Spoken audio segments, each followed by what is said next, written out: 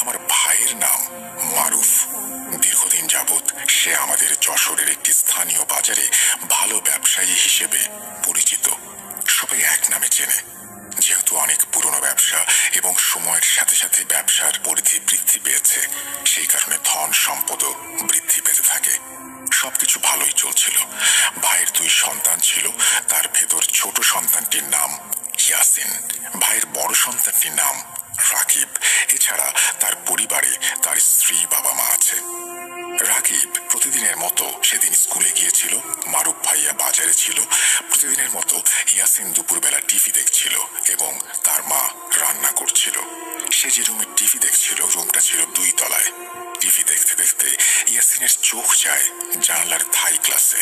হালকা ফাঁক হয়ে থাকা জানলার ওপাশে একটা আবছা অবয়ব ইয়াসিরকে বলে, বাবা, টিভির সাউন্ড একটু আস্তে দাও, নামাজটা পড়বো যে।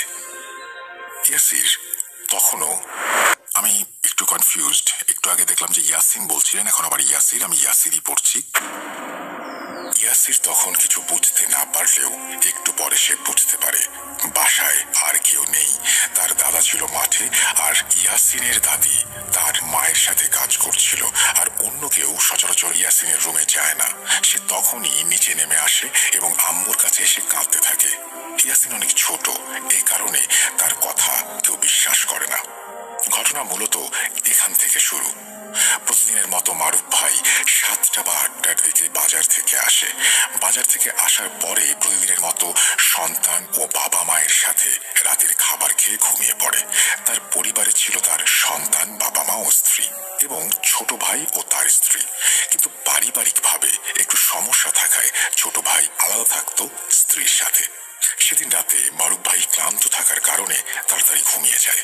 ঘুমের ভেতরে মারুফ ভাই স্বপ্নে দেখে একজন কালো কুচকুচে অবয়ব তার দিকে তাকিয়ে আছে, ভয়ানক দৃষ্টি তার, এবং বলছে, তোকে শেষ করতে এসেছি, আর শেষ করে তবে যাব, থাকতে পারবি না। এটা বলে সে হাসতে থাকে। তার গাল দিয়ে অনবরত লালার মতো কিছু একটা ঝরছিল। ভাই স্বপ্নের ভেতরে কালো অবয়ব থেকে বাঁচার জন্য অনেক কান্নাকাটি করছিল। কিন্তু হঠাৎ তার ঘুম ভেঙে যায় ফজরের আজান শুনে। স্বপ্ন দেখার বিষয়টা দুঃস্বপ্ন ভেবে সে খুব স্বাভাবিকভাবেই নেয় এবং ভুলে যায়। কিছুদিন পর সে সকালবেলা খাবার খেয়ে প্রতিদিনের মতো দোকানে যাওয়ার জন্য রেডি হচ্ছিল। রীতিমতো দোকানের ভেতরে ঢোকার পর সে দোকানে আর বসতে পারছে না। সমস্যা এখান থেকে শুরু। দোকানে বসলেই তার খুব খারাপ লাগছে, খুব কষ্ট হচ্ছে, শরীর অবশ হয়ে যাচ্ছে। দোকানের ভেতরে বসার পরেই তার শরীরে জ্বালা যন্ত্রণা শুরু হয়ে যায়। সে তাড়াতাড়ি দোকান বন্ধ করে বাসায় চলে আসে। হঠাৎ বাসায় চলে আসায় তার স্ত্রী তাকে দেখে একটু অবাক হয় এবং প্রশ্ন করে, তোমার এই শরীর খারাপ, আজ কেমন যেন দেখাচ্ছে তোমাকে? মারুফ ভাই উত্তর দেয়, না তেমন কিছু না, আজ শরীরটা ভালো লাগছে না, তাই চলে আসলাম দোকান থেকে। বলে রাখা ভালো, মারুফ ভাই একজন অত্যন্ত পরিশ্রমী মানুষ। সে কোনো সময় দোকান বন্ধ রাখে না, নিয়মিত দোকান খোলা রাখে এবং বেচাকেনাও সে কারণে খুব ভালো হয়। এভাবে একদিন পার হয়ে যায়। মারুফ ভাই আবার দোকানে যায়, একই সমস্যা। দোকানের বাইরে বের হলে আবার সে একটু ভালো অনুভব করে এবং মনে হয় শরীর থেকে অনেক চাপ কমে গেল। শরীরের অবস্থা দিন দিন অবনতির দিকে যেতে থাকে।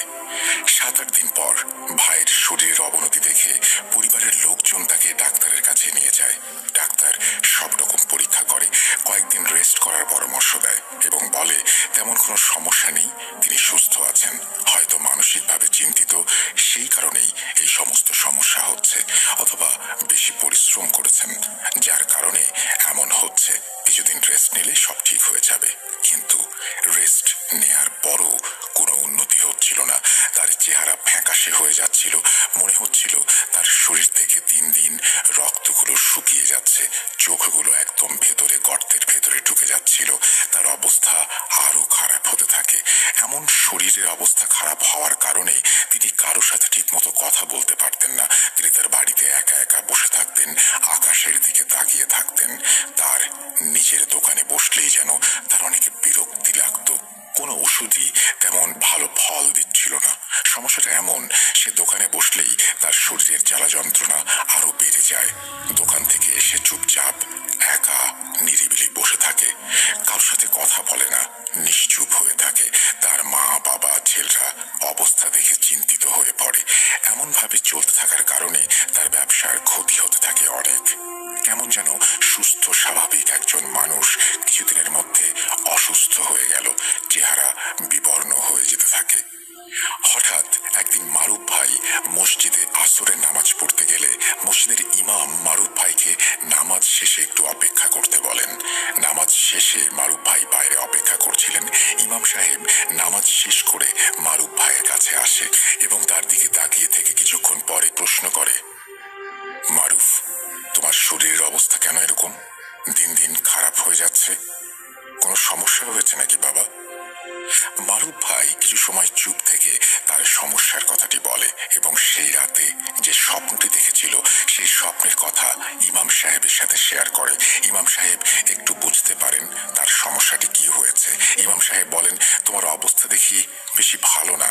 আমার যা মনে হচ্ছে কোনো খারাপ কিছুর আসর পড়েছে তোমার ওপরে।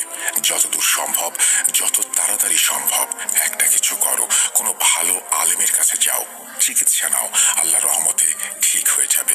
কিন্তু বেশি দেরি করো না, সময় নষ্ট করো না বাবা। ইমাম সাহেবের কথা মতো ভালো আলেম খুঁজতে শুরু করে তার বাবা এবং মারুফ ভাই।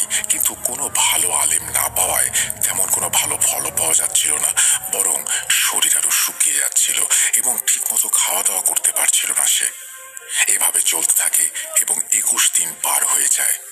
হঠাৎ আল্লাহ রহম করেন, এক আলেমের সন্ধান পাওয়া যায়। হুজুরের সাথে যোগাযোগ করার পর হুজুর সরাসরি মারুফ ভাইয়ের বাসায় আসবেন বলে তাকে জানান। পরদিন বৃহস্পতিবার হুজুর বিকেলের দিকে তাদের বাসায় আসেন। বাসায় ঢুকেই হুজুর বুঝতে পারেন গরম একটা বাতাস সেই বাড়িতে আছে। তিনি সেটা অনুভব করতে পারেন। হুজুরের সাথে দেখা হলে মারুফ ভাই তার স্বপ্ন ও তার ছোট ছেলের সাথে ঘটে যাওয়া ঘটনার কথা বলেন। তিনি তাদের 2 তলায় রুমের আশেপাশে ঘুরে দেখলেন এবং মারুফ ভাই যে বাসায় থাকেন, যে রুমে ঘুমান, ওই রুমে হেঁটে হেঁটে অনেক পরীক্ষা নিরীক্ষা করলেন। তারপর তিনি বললেন, এখানে খারাপ কিছুর অস্তিত্ব আছে। আজ রাতে এশার নামাজের পরে দেখি কি করা যায়। হুজুর মারুফ ভাইকে কিছু জিনিসপত্র জোগাড় করতে বললেন, যেমন মোমবাতি, কিছু সুগন্ধি আতর, ধূপ, বেলি ফুলের আগরবাতি ইত্যাদি। এশার নামাজের পরে প্রয়োজনীয় জিনিসপত্র নিয়ে হুজুর একটি রিচুয়াল করেন। হুজুর তার সাথে থাকা জিনের মাধ্যমে জানতে পারেন মারুফ ভাইয়ের ওপরে ব্ল্যাক ম্যাজিক করা হয়েছে, যাতে সে ব্যবসা করতে না পারে, দোকানে বসতে না পারে। হুজুরের এই কথা তার পরিবারকে জানালে সবাই আঁতকে ওঠে।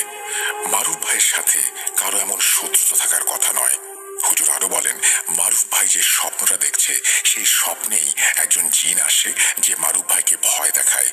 অন্যদিকে তার ছোট ছেলে ইয়াসিন, যারা দেখেছে অনেক ভালো জিন এবং তারা অনেক আগে থেকেই এই বাড়িতে বাস করে।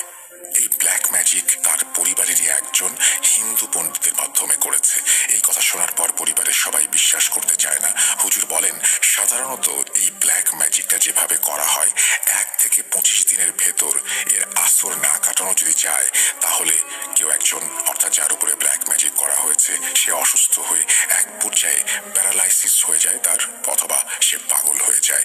হুজুর আরো বলেন, আমি চাইলে এখনই এই ব্ল্যাক ম্যাজিকটা নষ্ট করে দিতে পারি, কিন্তু আপনাদের পরিবারের অনেক নিকট কেউ এই কাজটি করেছে। সে যদি এসব ক্ষমা না চায় এবং আল্লাহর কাছে মাফ না চায়, তাহলে এই ব্ল্যাক ম্যাজিক যার মাধ্যমে তথা আপনার পরিবারের যে ব্যক্তি এই কাজটি করেছে, শক্তিশালী জিন উল্টে তার ক্ষতি করে ফেলবে। কারণ শক্তিশালী এই জিনটিকে যে উদ্দেশ্যে পাঠানো হয়েছে, সেই উদ্দেশ্য পূরণ না হলে পরিবারের ওই ব্যক্তিকে সে ছাড়বে না। তখন ওই ব্যক্তি কোনোভাবেই জিনের শক্তি থেকে নিজেকে বাঁচাতে পারবে না।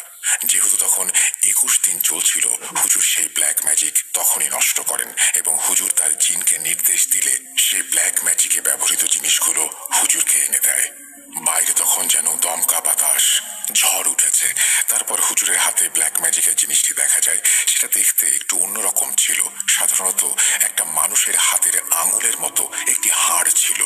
হুজুর বলেন এটি একটি বিড়ালের হাড়। বিড়ালটিকে জবাই করা হয়েছে। বিড়ালের হাড়ের ওপরের অংশে জড়ানো ছিল কালো এক ধরনের সুতো, যা দেখতে তাগির মতো। তাগি বলতে সাধারণত তাবিজ ঝুলানোর কাজে ব্যবহৃত